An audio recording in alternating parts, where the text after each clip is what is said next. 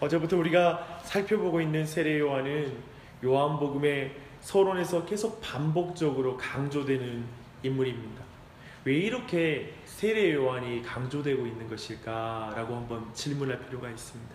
저는 그의 세례 요한의 삶의 목적과 그의 삶의 그 정체성이 요한복음의 목적에 딱 들어맞기 때문에 지금 세례 요한을 중요하게 강조하고 있다고 생각합니다.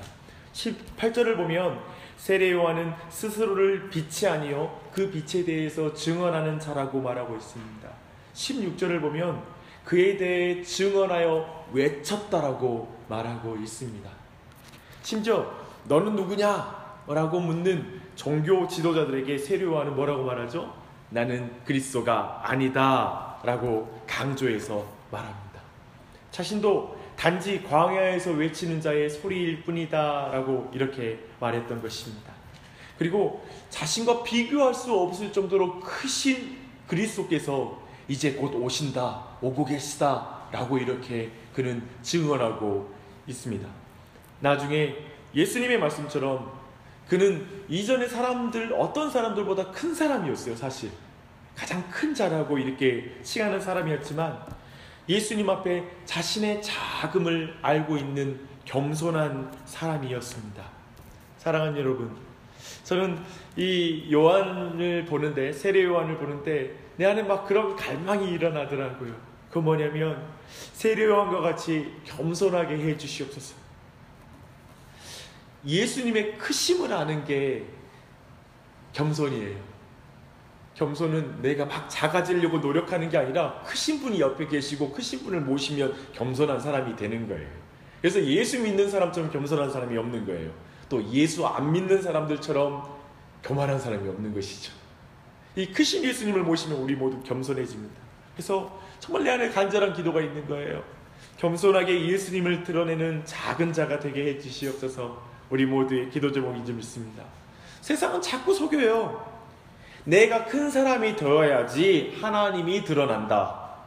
내가 성공해야지 하나님이 드러난다. 근데 이건 거짓말이에요. 성경은 뭐냐면 너의 약함을 통해서 그리스도의 강함이 드러난다. 너의 가난을 통해서도 그리스도의 부요함이 드러날 수 있다 라고 이렇게 말하는 거예요. 사랑하는 여러분, 그게 겸손한 자이죠. 그 은혜가 이 안에 있길 바랍니다. 여러분에게 있길 바랍니다. 그래서 이제 오늘 말씀 들어갑니다. 나는 그리스도가 아니다라는 것을 아는 건 굉장히 중요해요. 그렇죠? 그러나 그리스도는 누구이다 라고 고백하는 것이 없다라면 내가 그저 나는 아무것도 아니야 라고 말하는 것은 그저 반쪽짜리 신앙 고백에 지나지 않습니다. 그리스도는 누구입니까? 세례 요한은 바리새인 보낸 자들이 아마 전날 왔던 것으로 보여요. 그들이 떠나나고 이튿날에 이제 예수님이 그에게 오시는 것을 보면서 예수님이 누구신지를 이제 고백하기 시작합니다. 우리 29절로 30절 다시 한번 같이 한번 읽어볼게요. 시작. 이튿날 요한이 예수께서 자기에게 나아오심을 보고 이르되 보라, 세상 죄를 지고 가는 하나님의 어린 양이로다. 내가 전에 말하기를 내 뒤에 오는 사람이 있는데 나보다 앞선 것은 그가 나보다 먼저 계심이라 한 것이 이 사람을 가리킴이라 말합니다. 첫 번째 세례 요한이 고백하는 예수 그리스도는 세상 죄를 지고 가는 하나님의 어린 양입니다. 세상 죄를 지고 가는 하나님의 어린 양, 이건 사실은 유대인들에게도 굉장히 익숙하고 우리에게 익숙한 이미지는 뭐예요? 이 어린 양에 대해서 아마도 우리 모두는 유월절 어린 양을 생각할 거예요. 즉 우리의 죄를 대속하러 오신 어린 양에 대해서 우리는 가장 먼저 생각합니다. 하지만 그 의미가 틀린 건 아니에요. 근데 이 지고 가는 이라는 원어는 들어올리다 그리고 치우다라는 그런 의미를 가지고 있습니다. 그렇다면 이렇게도 번역할 수 있어요. 사람들을 짓누르는 죄를 들어올리는 어린 양, 치워버리는 어린 양, 이렇게 직역한다면 이것은 죄에 대해서 승리하시는 어린 양, 이런 의미로 우리가 또한 받아들일 수가 있습니다. 우리는 이걸 종합해서 말하면 예수 그리스도께서 대속의 죽음을 통하여 죄를 이기시는 어린 양, 이렇게 이해한다면 우린 충분히 종합해서 잘 이해하는 것입니다. 하지만 저는 이 당시 지금 세례요한이 예수님을 바라보실 때 그가 예수님의 고난을 보면서, 그리고 앞으로 당할 십자가를 보면서, 대속의 죽음을 보면서 지금 세상 죄를 지고 가는 하나님의 어린 양입니다라고 고백하는 것보다 도리어 죄를 이기는 어린 양이라고 보는 것이 더 나은 것 같습니다. 왜냐하면 마태복음 10장에 보면 나중에 세례요한이 예수님이 하시는 모든 사역을 보면서 그가 제자들을 보내거든요. 당신이 정말 오시겠다라고 말했던 그분 맞습니까? 왜냐하면 세례요한조차도 이 죄를 향하여, 이 죄된 세상을 승리하는 예수님에 대해서, 왕에 대해서 좀 생각했던 것 같아요. 그래서 그가 죽는다는 것, 이렇게 죽음 가운데 나아가는 게 믿어지지 않았던 측면이 있었던 것 같아요.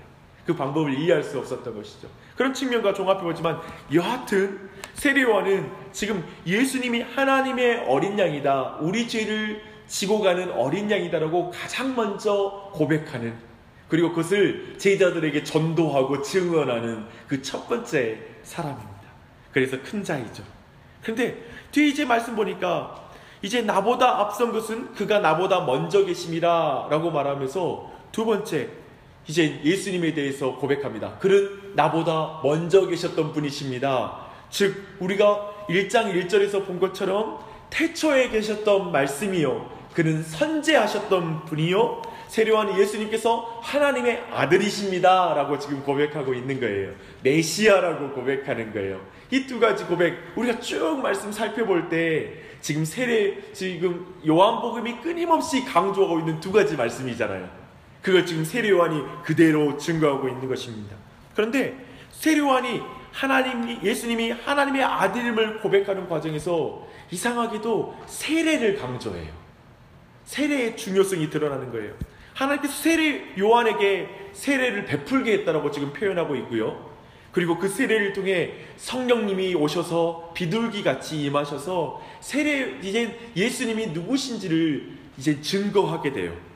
그리고 예수님이 바로 성령님께서 보내신, 그리고 하나님께서 사랑하신 아들이라는 걸 증거함을 통하여 이 예수님이 바로 하나님의 아들이시구나, 먼저 계셨던 그분이시구나 라고 그가 믿게 되었던 것을, 알게 되었던 것을 보여주고 있습니다.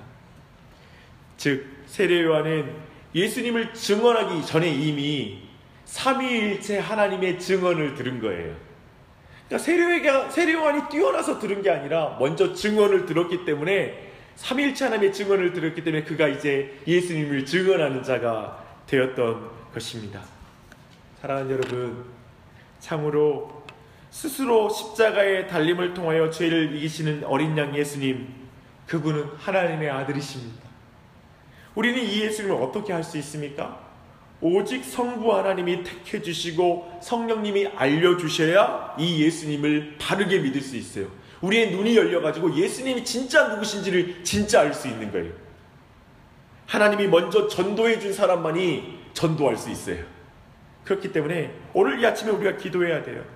우리에게도 삼위일체 하나님이 끊임없이 내게 증언해 주셔야 됩니다. 하나님, 이 시간 기도할 때 가장 먼저 이 기도를 드리세요. 삼위일체 하나님, 내게 이 시간 내 마음을 조명해 주셔서 성령님을 통해 역사해 주셔서 예수님이 누구신지 알려주십시오.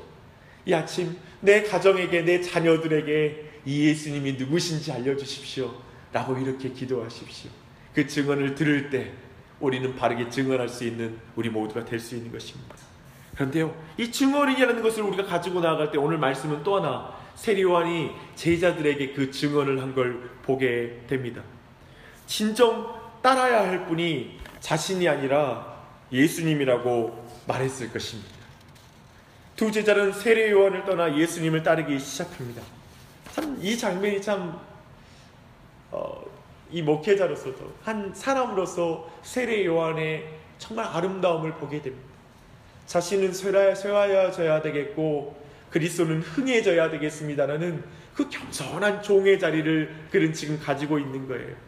제자들로 그리스도를 따르게 하는 것이 세례요한의 목적이기 때문에 그가 참 스승인 거예요. 진짜 스승은 예수 그리스도를 따르게 하고 자신은 작아지는 것입니다. 이 사실은 아마도 다시 오실 예수 그리스도를 예비하고 있는 우리 모두, 이제 예수님 오시잖아요. 우리 모두에게 이 세례 요한의 이 위치는 너무 중요하고 우리에게 가장 중요한 기도 제목이 되어야 될 것입니다. 여러분, 한국교회 타락은 어디에 있을까요? 수없이 많은 타락을 말할 수 있을 거예요. 근데 제가 이 한국교회 가장 큰 타락 중에 하나는 뭐냐면 세례 요한이 쇠하여지지 않는 거예요. 예수님을 증언하는 자들이 쇠하여지지 않고 그들이 흥해. 무슨 말입니까? 목사가 성도들로 그리스도를 따르지 않게 하고 자신을 따르게 해요. 그게 한국교회를 타락시키는 거예요. 이것을 목사들에게만 하니까 여러분께 다가오지 않습니까? 다르게 표현한다면 부모들이 자녀들로 하여금 그리스도를 따르게 하지 않고 자신을 따르게 해요. 자신의 목적과 자신의 인생관과 자신의 소망을 자식이 이루기를 원하고 내 삶에 어떤 내 안에 욕망이 투영되는 교육관을 가지고 자식을 키우고 있어요. 교회를 다니는 사람들이. 내 자녀로 하여금 그리스도를 따르게 하라. 결국 우리 모두가 걷는 길이 점점 시간이 갈수록 부모의 영향력은 줄어들고 이제 아이들로 하여금 그리스도를 더욱더 바라보게 하는 게 우리 교육의 목적이고 우리의 사는 목적이고 인생관이 돼야 되는 것이죠. 부부 사이도 마찬가지죠. 나를 더 의지하게 만드는 게 부부가 아니라 예수님을 더 바라보게 만드는 그런 남편이 되는 것. 그게 오늘 아침에 우리 모두가 기도해야 될 기도 제목일 것입니다. 사랑하는 여러분, 참으로 이 시대에 세례 요한과 같은 증언자가 필요합니다. 이런 증언자가 필요하고 우리 교회도 이 한 해 이런 증언자가 일어나기를 간절히 축원합니다. 그래서 이 지역 가운데 주님의 영광을 드러내는 것입니다. 그래서 그리스도만 사는 2017년이 되기를 축복합니다. 그리고 오직 그런 우리의 평생이 되시기를 축복합니다. 여러분, 이 시간 기도하실 때 주님, 나와 나의 자녀, 우리 가정이 주님을 증언하는 가정이 되게 하옵소서. 세례 요한에게 하신 것처럼 성부와 성령 하나님께서 친히 오늘 증언하여 주시옵소서. 그래서 우리 자녀들과 배우자가 예수님이 하나님의 아들과 구세주이신 것을 믿는 놀라운 역사가 2017년 충만하게 임하게 하여 주시옵소서. 그렇게 기도하시게 해요. 주님, 나와 우리 부부가 쇠하여지게 하여 주시옵소서. 맡겨주신 자녀가 그리스도를 따르고 그리스도와 함께하는 것을 기뻐하는 제자가 되도록 예수님을 소개하게 하여 주시옵소서. 주님, 우리 교회 복음을 기뻐하는 교회가 되게 해주시고 예수님을 이 도시에 담대하게 증언하는 교회가 되게 하여 주시옵소서. 우리 교회가 복음을 전하는 교회가 되었으면 좋겠습니다. 율법적으로가 아니라, 율법적인 그런 전도가 아니라 예수님이 좋아서 복음을 증거하는 교회. 그런 은혜 한번 2017년 우리 한번 같이 보면 그것이 우리 안에 간증이 될 것이고 우리 안에 신앙 고백이 될 줄 믿습니다.